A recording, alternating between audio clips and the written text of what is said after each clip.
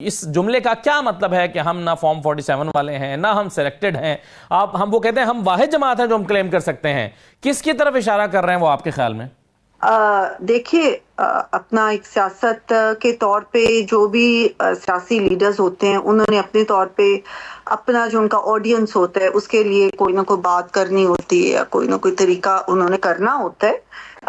یہ ایک بات جو بنی ہوئی ہے فارم 47 یا یہ وہ ہمارے ہاں جتنے بھی الیکشن ہوتے رہے مثلا 2018 کا جو الیکشن تھا میں سمجھتی ہوں پاکستان کی تاریخ کا بدترین رگڈ شدہ الیکشن تھا جس میں کہ RTS بٹھایا گیا اور ایک سلیکٹڈ کو لا کے حکومت دے دی گئی اور ان کو لا کے تو بٹھا دیا گیا. اس کے بعد وہ خود کہتے رہے عمران خان کہ میرے نمبرز گیم کون پوری کرتے ہیں وہ خود کہتے رہے کہ میرے تو جتنے بھی بلز ہوتے ہیں وہ کون پاس کراتا ہے. یہ آن ریکارڈ ہیں چیزیں تو وہ دنیا. لیکن انفارچونیٹلی ہمارے ملک میں یہ ہو چکا ہے کہ جب بھی کوئی الیکشن ہوتے ہیں تو جو بھی جس کو اقتدار نہیں ملتا وہ کہنا شروع کر دیتا ہے کہ جی یہ ریگڈ الیکشن تھے اور یہ اور وہ.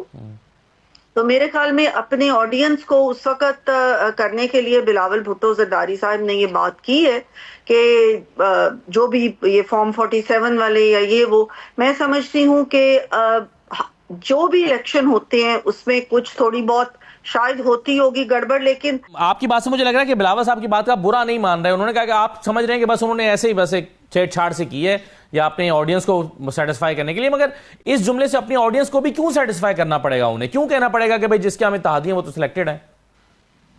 دیکھیں یہ تو وہی بتا سکتے ہیں. پتہ نہیں انہوں نے یہ بات تو نہیں کہی کہ جس کے ہم اتحادی ہیں وہی سلیکٹڈ ہیں. یہ تو انہوں نے ایک جنرل بات کی ہے. لیکن میرا خیال یہ ہے کہ دیکھیے آپ کہہ رہے ناراض ہونے والی بات اس لیے نہیں ہے کیونکہ ہم ایک کوalition گورنمنٹ میں بیٹھے ہوئے ہیں. ٹھیک ہے, ہم نے جس وقت یہ الیکشن ہوئے تو پیپلز پارٹی نے پہلے PTI کو آفر کی کہ آپ آئیں اور گورنمنٹ بنائیں. PTI نے اس چیز سے انکار کر دیا.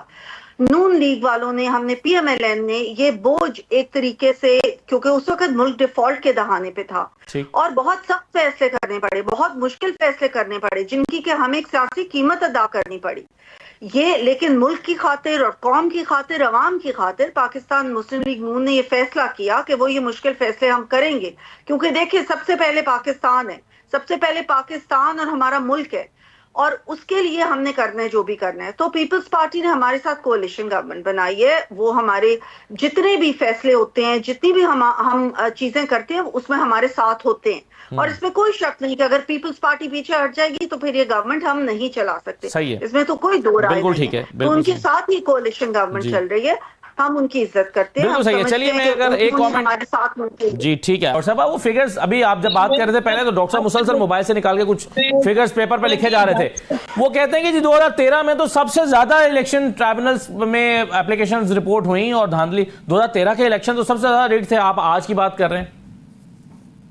دیکھیں جو یہ کہہ رہے ہیں نا کہ جو ریجیکٹڈ ووٹس کی تعداد, میرا اپنا حلقہ ننکانہ صاحب 2018 میں 2000 ووٹ سے موصوف جیت رہے تھے ان کے اور 11,000 ووٹ جو ہے وہ کینسل ہوئے تھے. اور یہ صرف ایک مثال نہیں ہے, یہ تو میں پرسنل مثال دے رہی ہوں. بے حد اس طریقے کی ساری مثالیں تھیں. اس وقت بہت سارے حلقوں میں ایسا ہوا. ان کا اپنا حالات یہ تھے کہ پہلے ان کے لیڈر نے سو کالڈ لیڈر جو تھا انہوں نے کہا کہ 35 پنکچر, بعد میں انہوں نے کہا کہ یہ تو ایک سیاسی بیان ہے. اس کے بعد انہوں نے 4 حلقوں کی رٹ لگا چھوڑی. 4 حلقے جب کھلے ان کے دوبارہ الیکشن ہوئے اس سے بھی زیادہ ووٹ مل گئے نون لیگ کے لوگوں کو جتنے پہلے ملے تھے. تو یہ خاموش ہو کے بیٹھ گئے. پہلی بات. دوسری بات, انہوں نے عاطف میاں کو کہا ہے کہ جی عاطف میاں یہ کہتے, عاطف میاں کب سے فائنل اتھارٹی بن گئے ہیں؟ عاطف میاں کو تو آپ لوگوں نے خود اپوائنٹ کر کے اس کے بعد خود ہی چھوڑ دیا تھا. تو وائی از عاطف میاں سچ اے فائنل اتھارٹی کہ ان کی بات جو ہے وہ ہم سب نے مان لینی ہے. حقیقت کو دیکھیں کہ آن گراؤنڈ کیا ہو رہا ہے. لیٹس لک ایٹ دیٹ کہ جب آپ کے پاس 3.5 سال کی حکومت آئی تھی تو اس کے بعد پاکستان تباہی کے دہانے پہ چلا گیا تھا. اس کے بعد آپ پنجاب کو دیکھ لیں کہ پنجاب میں اس وقت کس قدر کرپشن تھی, کس قدر برے حالات تھے, گورننس زیرو تھی. اور آج آپ دیکھیں کہ پنجاب کے اندر کتنے انیشیٹیوز ہو رہے ہیں, کتنی بہتری آ رہی ہے ہر ڈپارٹمنٹ میں, ہر حلقے میں بہتری آ رہی ہے. اور اس کا آپ مقابلہ KP کے ساتھ کریں کہ آج بھی KP جہاں پہ آپ کے 15 سال ہونے کو آئے ہیں حکومت کے, وہاں پہ آج تک کوئی بڑا منصوبہ دکھا دیں جو لگا ہو.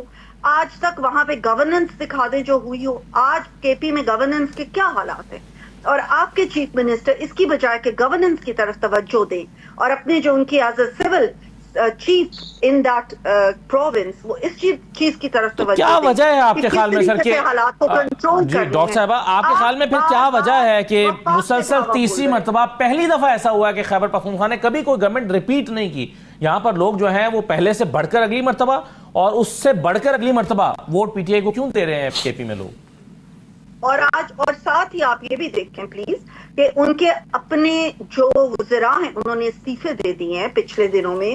انہوں نے کہا کہ یہاں پہ اتنی زیادہ کرپشن ہو رہی ہے کہ ہم اور یہاں پہ وزیر نہیں رہ سکتے انہوں نے خود. اس لیے یہ جو ان کا چور چور والا جو ہے نا بیانیہ, یہ بہت پہلے چلا تھا, بکا بھی تھا, میں ایکسپٹ کرتی ہوں, لیکن اب بہت برے طریقے سے پٹ چکا ہے کہ جی یہ چور تھے, انہوں نے اس سال میں یہ کیا وہ کیا. جو نون لیگ ہے یا پیپلز پارٹی ہے انہوں نے اپنے اپنے پروونسز میں آپ دیکھیں, یعنی کہ جہاں پہ ان کی گورنمنٹس تھی وہاں پہ آپ دیکھیں کہ جب بھی ان کی گورنمنٹ آئی تو انہوں نے عوام کے لیے کام کیا, عوام کی بہتری کے لیے کام کیے, پروجیکٹس دیے ہیں. اور کمپیئر کے پی کو کریں اور کمپیئر آپ وفاق کی ان کی حکومت کے ساتھ بھی وفاق کی حکومت کو کریں. پاکستان کو چلیے بالکل ٹھیک ہے, ذکر بتائیے مذاکرات میں سے کیا نکلنے والا ہے. ابھی علی محمد خان صاحب تھے ہمارے ساتھ, وہ کہتے ہیں یہ 9 دن کا ٹائم اب نہیں چلے گا جو آپ نے پہلے 10 دن کا ٹائم لے لیا تھا, اب آپ کو 9 گھنٹے میں اگلی میٹنگز کر کے 3-4-5 دن کے اندر آپ کو اس کا نتیجہ نکالنا پڑے گا. مذاکرات میں سے کچھ نکلنے کی توقع کیا اس بنیاد پر ہو سکتی ہے کہ 2-4 دن کے اندر اس کا کوئی نتیجہ آ جائے؟ یہ سمجھتے ہوئے کہ ملک میں اگر سیاسی استحکام ہو تو ہی دوسرے استحکام معاشی اور اوورال ایک استحکام بہتر ہوتا ہے. تو ہم نے ان کی جو فائنلی آ کے انہوں نے کہا کہ ہم مذاکرات کرتے ہیں تو ہم نے ان کی بات مان لی, لیکن یہ غیر مشروط اگر کرنا چاہتے ہیں مذاکرات تو یہی ہو سکتا ہے ٹیبل پہ بیٹھ کے غیر مشروط کوئی, اور غیر مشروط کا مطلب کہ نہ تو کوئی کنڈیشنز یہ ہوں گی کہ فوری طور پہ ہماری یہ باتیں مانی جائیں, ان لوگوں کو چھوڑ دیا جائے یا این آر او دے دیا جائے, اور نہ ہی کوئی ٹائم لیمٹ ہم بات چیت کے اوپر رکھ سکتے ہیں. جب دیکھیں 26ویں ترمیم ہوئی تھی, ہم نے کرنی تھی, ہمارا اس وقت جو حکومتی جماعتیں تھیں ان کا مختلف تھا ایک یہ موقف کہ ہم نے آئینی کورٹس بنانے ہیں, لیکن پھر مولانا نے ہمارے ساتھ بات چیت کی, انہوں نے باقی دیگر وہاں پر بھی تو ڈاکٹر صاحبہ آپ نے ٹائم لیمٹ رکھ کے مذاکرات کیے نا, آپ دن میں 3 میٹنگز کر رہے تھے, آپ کو پتا تھا 25 تاریخ سے پہلے ہم نے یہ ترمیم کرنی ہے, ایک ٹائم لیمٹ آپ کے سامنے تھی, اور آپ نے دن میں 3 دفعہ مولانا کے گھر رات کو 2 بجے بھی پہنچ رہے تھے بلاول صاحب ترمیم کے لیے, تو ٹائم لیمٹ تو آپ نے اس وقت رکھی تھی نا. اب یہ ان لمیٹڈ ٹائم کے لیے کیسے اس کو چھوڑا جا, اوپن اینڈڈ کیسے چھوڑا جا سکتا ہے؟ میں آپ کو وہی بات بتا رہی ہوں کہ ہم نے وہاں پہ کوئی ٹائم لمٹ اس طرح سے نہیں رکھا ہوا تھا کہ اس دن تک یہ ہو جائیں گے, تو نہیں, یہ تو اب آپ ازیوم کر رہے ہیں کہ ٹائم لمٹ تھا. ہمارا کوئی ٹائم لمٹ نہیں تھا, ہم نے بات چیت کی ضرور کی, اور جتنی بھی بات چیت زیادہ ہو سکے, جتنا بھی ہر چیز کے اوپر ڈسکشن ہو سکے وہ کرنا چاہیے. تو میں یہ نہیں کہہ رہی کہ اگر یہ لوگ کہتے ہیں کہ ہم زیادہ میٹنگز کریں تو زیادہ کر لیں, اگر کمیٹی کے جو ممبرز ہیں وہ زیادہ بات چیت کرنا چاہتے ہیں تو زیادہ بات چیت کر لیں, لیکن یہ شرط نہیں ہونی چاہیے.